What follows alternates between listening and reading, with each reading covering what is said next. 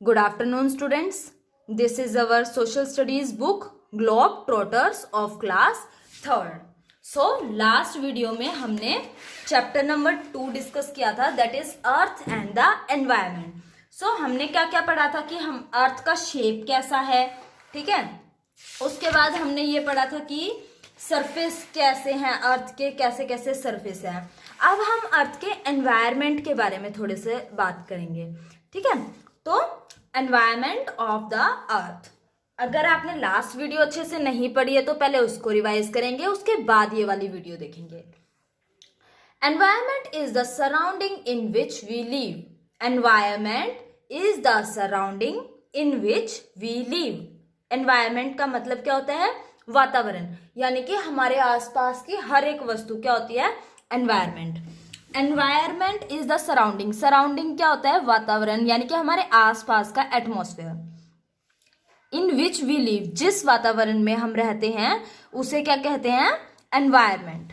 We live in different kind of environment at different times of the day. We live in, हम रहते हैं, different kind of environment, अलग अलग प्रकार के वातावरण में रहते हैं, eight different times of the day, दिन के अलग अलग समय में. जैसे कि सुबह आप घर पे होते हो, फिर आपको स्कूल जाना होता है तो आप स्कूल में चले जाते हो. शाम को आप शायद पार्क में जाते होगे या खेत में जाते होगे, रात को दोबारा घर आ जाते होगे. तो इस तरीके से हम हमेशा एक ही जगह तो नहीं रहते हैं, अलग अलग टाइम पे अलग अलग एनवायरनमेंट में रहते हैं. सो ड्यूरिंग द डे, दिन के समय, we live in the environment of school. हम कहाँ रहते हैं? स्कूल के एनवायरनमेंट में रहते हैं, या फिर ऑफिस के एनवायरनमेंट में रहते हैं, या फिर मार्केट में, मार्केट प्लेस में रहते हैं, ठीक है.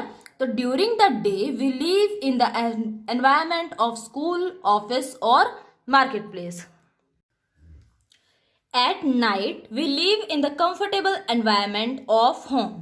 एट नाइट यानी कि रात के समय, वी लिव इन द, हम रहते हैं, कंफर्टेबल एनवायरनमेंट ऑफ होम, आरामदायक. कंफर्टेबल का मतलब आरामदायक, एनवायरनमेंट का मतलब वातावरण, ऑफ होम, घर के आरामदायक एनवायरनमेंट में रहते हैं. At night we live in the comfortable environment of home. रात के समय हम अपने घर के कंफर्टेबल यानी कि आरामदायक वातावरण में रहते हैं. Birds live in the environment of trees and fresh air. Fish in the water and wild animals in forest.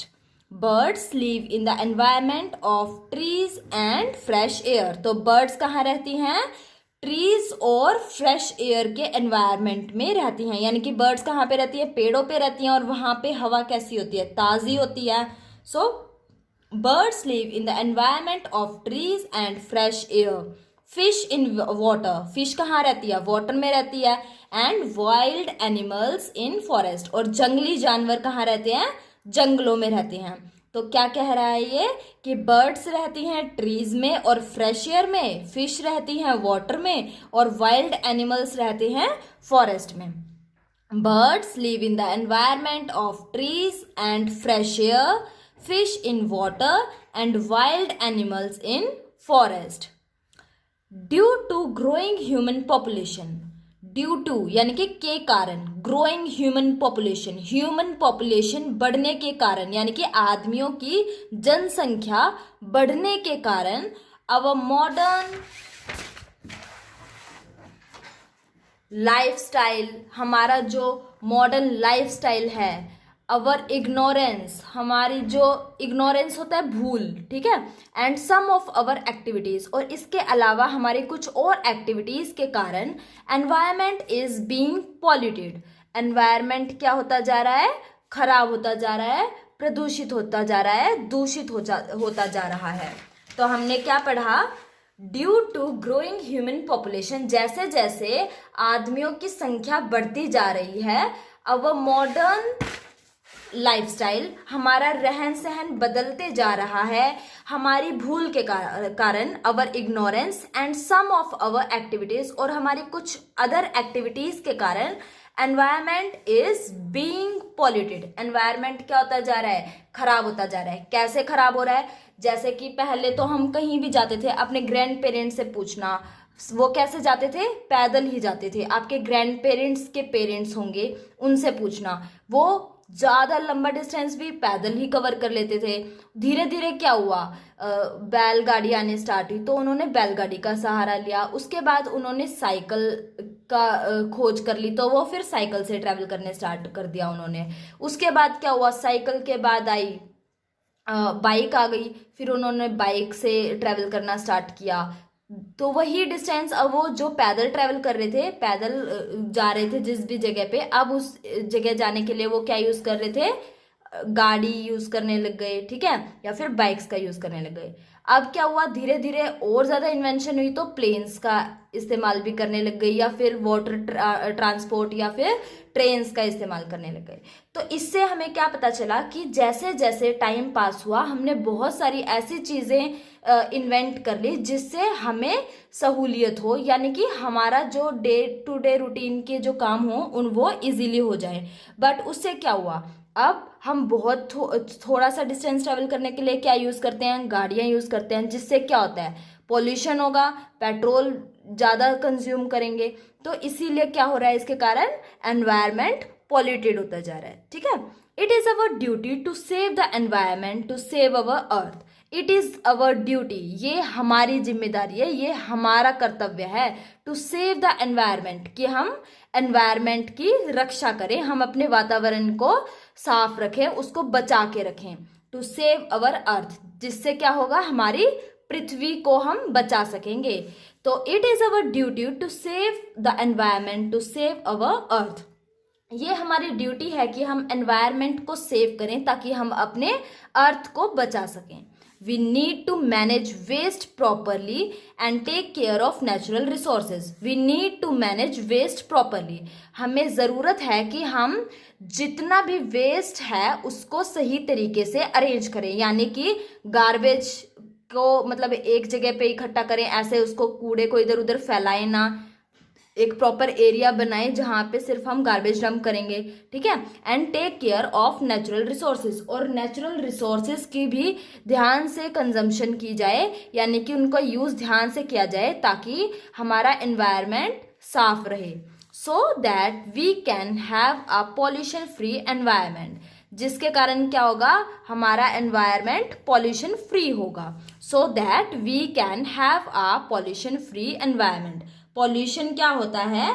हमारा जो नेचुरल एनवायरनमेंट है उसका खराब होना ही पॉल्यूशन कहलाता है। क्या कहलाता है? पॉल्यूशन। सो जो हमारा एनवायरनमेंट खराब होता है उसी को हम क्या कहते हैं? पॉल्यूशन कहते हैं। अब बेंगलुरु टॉक्सिक फॉर्म, बेंगलुरु एक प्लेस है जहाँ पे एक टॉक्सिक फॉर्म, यानी कि वहाँ पे क्या है? एक लेक है जो कि खराब हो गई थी, या उसके अंदर बहुत ज़्यादा वेस्ट मटेरियल बनने लग गया था, तो उसके एक केस स्टडी है, हम उसको ध्यान से देखते हैं अभी। The city of Bengaluru was once known for its interconnected lake system which provided a reliable source of water. तो बेंगलुरु की जो सिटी है was once known for its interconnected lake system, वो कभी जानी जाती थी किस चीज के लिए? इंटरकनेक्टेड, यानी कि आपस में जुड़ी हुई लेक सिस्टम के लिए वो जानी जाती थी। Which provided a reliable source of water, जो कि हमें अच्छा खासा वाटर प्रोवाइड करती थी, यानी कि जहाँ का वाटर साफ होता था, स्वच्छ होता था। But as the city developed into a technological hub, these lakes became polluted due to the unchecked dumping of chemicals and sewage. But परंतु किंतु as the city developed into a technological hub, जैसे जैसे शहर विकसित हुआ, यानी कि शहर का जैसे जैसे विकास हुआ और वो एक टेक्नोलॉजिकल हब, यानी कि जहाँ पे कंप्यूटर्स या गैजेट्स का सबसे ज़्यादा यूज़ किया जाए, तो वो कहाँ? बेंगलोर से ही स्टार्ट हुआ था।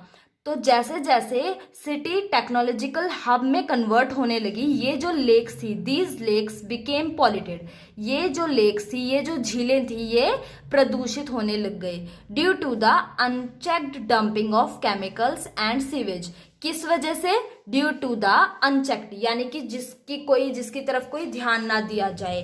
डंपिंग, डंपिंग का मतलब गिराना, उड़ेलना, of chemicals and sewage. Sewage होता है हमारा जो ये ड्रेनेज सिस्टम होता है, बाथरूम के या फिर किचन की जितनी भी पाइप्स होती हैं उनका जो वेस्ट मटेरियल जहाँ जाता है वो होता है सीवेज, ठीक है। और केमिकल्स जो फैक्ट्रीज से केमिकल निकलते हैं वो वाला केमिकल। तो क्या होने लगा, जैसे जैसे टेक्नोलॉजिकल हब बनने लगा तो हमने क्या करना स्टार्ट किया, बहुत सारे केमिकल्स या सीवेज का जो वेस्ट होता था वो लेक्स में डालना स्टार्ट कर दिया। तो इसकी वजह से ये लेक्स कैसी होने लगी, पॉल्यूटेड होने लगी।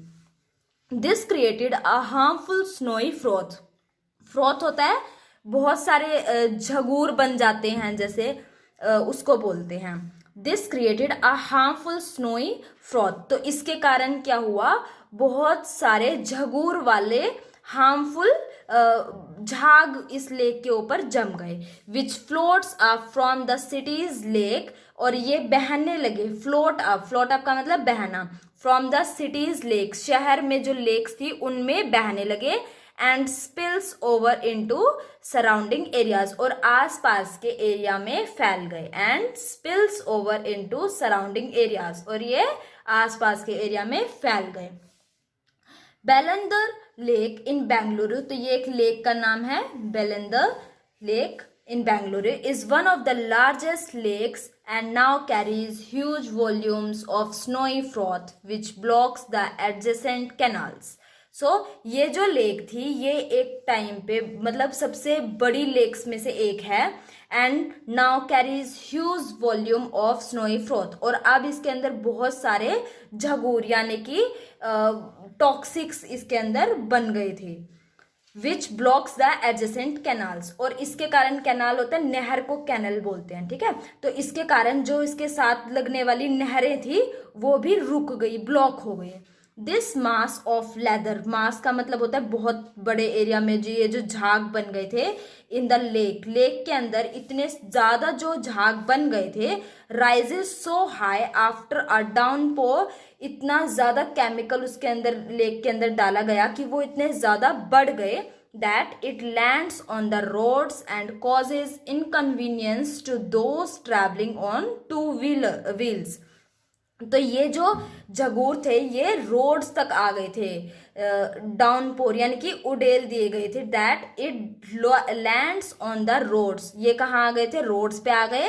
एंड कॉजेज इनकन्वीनियंस, इनकन्वीनियंस होता है मुश्किल यानी कि परेशानियां, ठीक है। To those travelling on two wheels, तो जो दो पहिए पे सवारी करते थे यानी कि जो साइकिल स्कूटी बाइक्स पे ट्रैवल करते थे उनके लिए ये बहुत ज्यादा मुश्किल का कारण बन गए थे। This froth which looks like snow has a pungent smell and causes irritation on coming in contact with skin। ये जो झगूर थे जो कि कैसे लगते थे, स्नो जैसे दिखाई देते थे या कैसे दिखाई देते थे, जैसे कि बर्फबारी हो रही है ऐसे दिखाई देने वाले झाग। हैज अ पंजेंट, पंजेंट का मतलब होता है स्ट्रॉन्ग। क्या मतलब होता है, स्ट्रॉन्ग यानी कि बहुत ही तेज। जैसे कोई गंदी सी दवाई होती है तो हम कहते हैं ना इसके अंदर से बहुत गंदी स्मेल आ रही है, एकदम से नाक में चढ़ गई ऐसे बोल देते हैं, तो वो होती है पंजेंट स्मेल, ठीक है। तो ये जो झगूर थे जो कि बर्फ जैसे दिखाई देते थे इनके अंदर बहुत ही स्ट्रॉन्ग स्मेल होती थी। एंड कॉजेज इरिटेशन, और इनके कारण इरिटेशन हो जाती थी, तकलीफ होती थी। On coming in contact with skin, जैसे ही ये हमारी स्किन से टच होते थे तो हमें स्किन प्रॉब्लम्स हो जाती थी। Bellandur lake also caught fire twice in May last year, तो पिछले साल इस लेक में 2 बार आग भी लग गई थी। The Fyers were caused by the presence of industrial waste in the water including detergent, oil and grease। तो ये जो फायर थी, ये जो आग लगी थी, ये किसकी वजह से लगी थी, प्रेजेंस ऑफ इंडस्ट्रियल वेस्ट, यानी कि यहाँ पे बहुत ज़्यादा इंडस्ट्रियल वेस्ट जो फैक्ट्रीज का जो वेस्ट होता था वो इस लेक में डंप किया जाता था, जिसकी वजह से यहाँ पे आग लग गई थी। इन द वाटर, वाटर के अंदर डाला जाता था। इसके अंदर साथ साथ क्या, डिटर्जेंट्स, जैसे कि कपड़े धो लेते हैं लोग तो डिटर्जेंट, ऑयल और ग्रीस भी इसके अंदर डंप किया जाता था, जिसकी वजह से यहाँ पे क्या लगी, आग लगी। अब ये तो समस्या थी कि हमारा एनवायरनमेंट कितना खराब होता जा रहा है। अब हम क्या पढ़ेंगे, ways to protect our environment, कि हम अपने एनवायरनमेंट को कैसे बचा सकते हैं। डूज, तो क्या क्या चीजें हमें करनी चाहिए जिससे कि हम अपने एनवायरनमेंट को बचा सकें। Minimising the use of firewood, coal and petroleum products, तो मिनिमाइज यानी कि कम से कम यूज करना किसी चीज को। Minimise the use of firewood, firewood होता है लकड़ी, जो हम आग जलाने के लिए ईंधन जिसको बोल देते हैं, लकड़ियों का इस्तेमाल करते हैं, उनका हमें कम से कम यूज करना चाहिए। कोल और पेट्रोलियम, इनसे बनी हुई चीज़ों का भी कम से कम यूज़ करना चाहिए। जैसे कि हम व्हीकल्स चलाते हैं तो इनके अंदर पेट्रोल यूज़ होता है, तो ये क्या है, नेचुरल रिसोर्सेज, जितने ज़्यादा कंज्यूम होंगे उतनी ज़्यादा इनकी कमी होती जाएगी, तो हमें इनको कम से कम यूज़ करना चाहिए। Using renewable energy sources like solar energy, हमें क्या, रीन्यूएबल यानी कि जिनको दोबारा से बनाया जा सके, ऐसे सोर्सेज को यूज़ करना चाहिए, ऐसी एनर्जी को यूज़ करना चाहिए जैसे कि सोलर एनर्जी। सोलर एनर्जी आपने देखी होगी घरों के ऊपर, जैसे देखो ये सोलर एनर्जी, ऐसे प्लांट लगे हुए हैं, ऐसी आपने बैंक्स के ऊपर देखी होगी, या काफी सारे बच्चों के घरों में भी होंगे सोलर पैनल लगे होंगे, जिससे क्या होती है, बिजली बनती है, इलेक्ट्रिसिटी प्रोड्यूस होती है और बिजली की बढ़त होती है, यानी कि इससे बिजली बनती है। ठीक है, फॉर एग्जाम्पल सोलर कुकर का यूज करके, या फिर सोलर हीटर का यूज करके, जैसे इंडक्शन चूल्हा सुना होगा आपने, बहुत सारे लोग अभी यूज करने लगे हैं, तो वो भी किससे चलता है, सोलर एनर्जी से चलता है। Can be use for cooking and heating water, तो वो किस लिए यूज किया जा सकता है, खाना बनाने के लिए और पानी को गर्म करने के लिए यूज किया जा सकता है।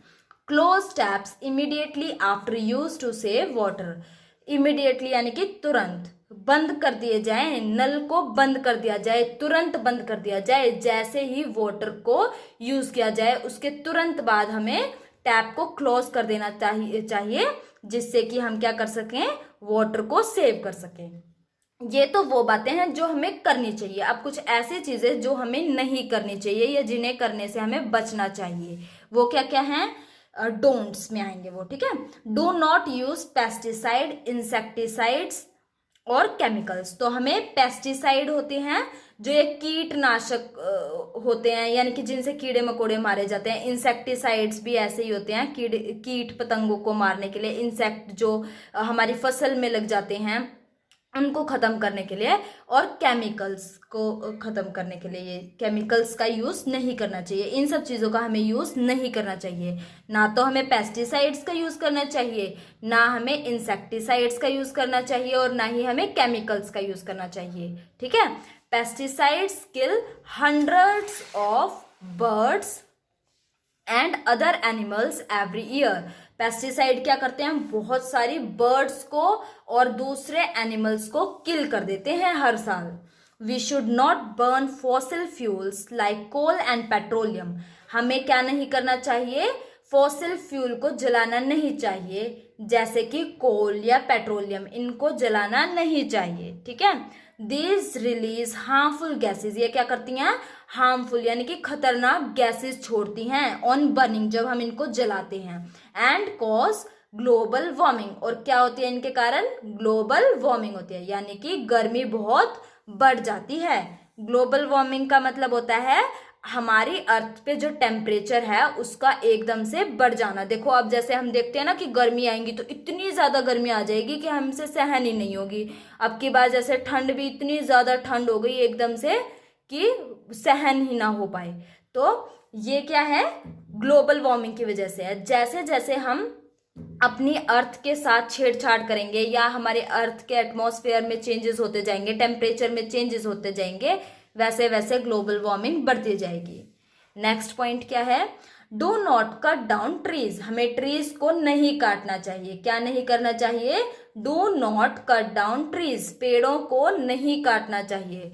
Trees absorb harmful gases, trees क्या करते हैं, बहुत खतरनाक जो गैसेस हैं उनको एब्जॉर्ब कर लेते हैं, जैसे कि like carbon dioxide. Carbon dioxide क्या होते हैं, हम छोड़ते हैं कार्बन डाइऑक्साइड। अगर सोचो जो ट्रीज हैं वो कार्बन डाइऑक्साइड को एब्जॉर्ब नहीं करेंगे तो क्या होगा, कार्बन डाइऑक्साइड की अमाउंट बहुत ज़्यादा हो जाएगी एटमॉस्फेयर में और हम मर जाएंगे। तो इसीलिए कार्बन डाइऑक्साइड कौन एब्जॉर्ब कर लेते हैं? ट्रीज, और हमें ट्रीज को इसीलिए नहीं काटना चाहिए। Trees absorb harmful gases like carbon dioxide. Trees क्या करते हैं? हार्मफुल गैसेस जैसे कि कार्बन डाइऑक्साइड इनको एब्जॉर्ब कर लेते हैं। And keep the surroundings green and fresh, और हमारे सराउंडिंग को यानी कि हमारे वातावरण को कैसे रखते हैं? हरा भरा रखते हैं और ताजा रखते हैं। ठीक है, what is next point? Do not play loud music. हमें बहुत तेज म्यूजिक नहीं चलाना चाहिए। और ब्लो हॉर्न्स अननेसेसरीली, और बिना मतलब में जो हम ये बाजे बजाते रहते हैं ये सब भी नहीं करना चाहिए। तो अवॉइड नॉइज पॉल्यूशन। जैसे छोटे बच्चे होते हैं ना, उनको स्कूटी पे बिठा दिया तो वो क्या करेंगे? बार बार हॉर्न दबाते रहेंगे ताकि साउंड प्रोड्यूस हो। पर ऐसा नहीं करना चाहिए, क्योंकि इससे क्या होता है? Noise pollution. नॉइज पॉल्यूशन क्या होता है? जब अननेसेसरीली जिस साउंड की ज़रूरत नहीं है, बहुत ज़्यादा हाई फ्रीक्वेंसी में हम किसी साउंड को प्रोड्यूस करें तो उसको कहते हैं नॉइज पॉल्यूशन। और ये कैसे रोका जा सकता है? अगर हम म्यूजिक की वॉल्यूम को लो रखें, ठीक है, और अननेसेसरीली बिना मतलब में हॉर्न को ब्लो ना करें, यानी कि जो हमारे एक्टिवा बाइक्स के अंदर हॉर्न होते हैं उसको फालतू में ना दबाएं। ठीक है, तो उससे हम नॉइज पॉल्यूशन को रोक सकते हैं। Next point is we must not wash clothes, utensils और bath animals in rivers and lakes. We must not wash clothes, हमें कपड़े नहीं धोने चाहिए। यूटेंसिल्स, बर्तन भी नहीं धोने चाहिए। और बेथ एनिमल्स, और एनिमल्स को भी नहलाना नहीं चाहिए। इन रिवर्स एंड लेक्स, नदियों में या झीलों में ना तो हमें कपड़े धोने चाहिए, ना हमें बर्तन धोने चाहिए, और ना हमें पशुओं को नहलाना चाहिए। इससे क्या होगा? वहाँ का जो पानी होगा वो कैसा हो जाएगा? पॉल्यूटेड हो जाएगा, खराब हो जाएगा। इसीलिए हमें ऐसा नहीं करना चाहिए। अगर आपके पेरेंट्स करते हैं तो आपको उन्हें समझाना चाहिए कि ऐसा करने से तो प्रदूषण होगा, जल खराब हो जाएगा, इसीलिए ऐसा हमें नहीं करना चाहिए। ठीक है, next point is avoid burning too many crackers during Diwali. Diwali के समय क्रैकर्स क्या होते हैं? पटाखे। ठीक है, तो दिवाली के समय हमें बहुत ज्यादा पटाखे नहीं जलाने चाहिए। To prevent the air from getting polluted, ताकि हम प्रिवेंट कर सकें यानी कि बचा सकें, रोक सकें एयर को फ्रॉम गेटिंग पॉल्यूटेड, कि एयर खराब हो, उससे हमें रोकने के लिए क्या नहीं करना चाहिए? पटाखे नहीं जलाने चाहिए। पटाखे नहीं जलाएंगे तो जो एयर होगी वो साफ रहेगी, वो पॉल्यूटेड नहीं होगी। ठीक है, नेक्स्ट पॉइंट क्या है? Do not throw garbage on streets. Throw का मतलब फेंकना, गार्बेज का मतलब कूड़ा कचरा। तो हमें नहीं फेंकना चाहिए कूड़ा, कहाँ पे? गलियों में या सड़कों पे। Do not throw garbage on streets. In the classroom, classroom में भी नहीं फेंकना चाहिए। कुछ बच्चे होते हैं ना कि पेंसिल शार्प की और जो डस्ट होगा उसको अपनी बेंच के नीचे ही डाल देंगे, तो ऐसा नहीं करना चाहिए। और इन पार्क, पार्क में आपने चॉकलेट खाई और उसका रैपर वहीं छोड़ दिया, तो ऐसा भी हमें नहीं करना चाहिए। इससे क्या होगा? हमारा एनवायरनमेंट पॉल्यूटेड होगा। बाई चांस वहां पे एक काऊ आ जाए और वो उस रैपर को खा जाए तो वो क्या हो? मर सकती है, इसीलिए हमें ऐसा नहीं करना चाहिए। Litre spread germs and produce fall smell. इसके कारण ये जो कचरा होगा ये हम फेंक देते हैं, इसके कारण क्या होता है? जर्म्स बनते हैं और गंदी स्मेल आती है। ठीक है, use dustbins and keep your surroundings clean. हमें क्या करना चाहिए? डस्टबिन्स का यूज करना चाहिए और अपने आसपास के एनवायरनमेंट को साफ रखना चाहिए। क्या करना चाहिए? Use dustbins. सो आज से सभी डस्टबिन का यूज करेंगे, अपने घर में भी, पार्क में भी, स्कूल में भी, एवरीवेयर। ठीक है, use dustbins and keep your surroundings clean. Next point is do not use polythene bags and plastic cups. हमें क्या यूज नहीं करना चाहिए? पॉलिथीन बैग्स यूज नहीं करने चाहिए और प्लास्टिक कप्स भी यूज नहीं करने चाहिए। क्या यूज नहीं करना है हमें? Polythene bags and plastic cups. These chalk drains and allow bacteria and germs to breed. तो ये क्या करते हैं? चौक, चौक का मतलब जाम कर देना, रोक देना। ड्रेन्स, ड्रेन्स यानी कि नालियों को रोक देते हैं। एंड अलाउ बैक्टीरिया, और बैक्टीरिया को मदद करते हैं ग्रो करने में, एंड जर्म्स टू ब्रीड, और जर्म्स को भी कि वो और ज़्यादा फैले, और ज़्यादा बढ़ जाएं, और ज़्यादा जर्म्स इकट्ठे हो जाएं, उसमें भी मदद करते हैं। देखा होगा आपने, जहाँ पे बहुत ज़्यादा गंदगी होगी वहाँ इतने सारे मच्छर होंगे, कीड़े होंगे, है ना। तो अगर हम पॉलीथीन बैग्स और प्लास्टिक को यूज़ नहीं करेंगे तो ये इधर उधर नहीं फैलेंगे, और नहीं फैलेंगे तो इससे क्या होगा, बैक्टीरिया और जर्म्स इकट्ठा नहीं होंगे और नालियां ब्लॉक नहीं होंगी। सो ये हैं हमारे डोंट्स, यानी कि क्या क्या चीज़ें हमें नहीं करनी चाहिए। यहाँ पे आपका ये चैप्टर कंप्लीट होता है। अब आप इस चैप्टर को दोबारा पढ़ेंगे ध्यान से, जहाँ जो चीज़ समझ में ना आए वीडियो को दोबारा स्टार्ट करेंगे और इसे दोबारा समझने की कोशिश करेंगे। नेक्स्ट वीडियो में हम क्विक रिवीजन करेंगे और बैक एक्सरसाइज करेंगे। उससे पहले क्या करेंगे, आप इस चैप्टर को पढ़ने के बाद अब इसकी क्विक रिवीजन खुद सॉल्व करेंगे, और उसके साथ साथ बैक एक्सरसाइज को अपनी नोटबुक में खुद फिल करेंगे। ठीक है, कहीं से देखना नहीं, किसी और की हेल्प नहीं लेना, खुद सॉल्व करना है। नेक्स्ट वीडियो में फिर मैच करेंगे कि क्या आपने जो आंसर लिखे हैं वो ठीक हैं या नहीं है। ठीक है, तो अभी के लिए आप यही करेंगे। Thank you.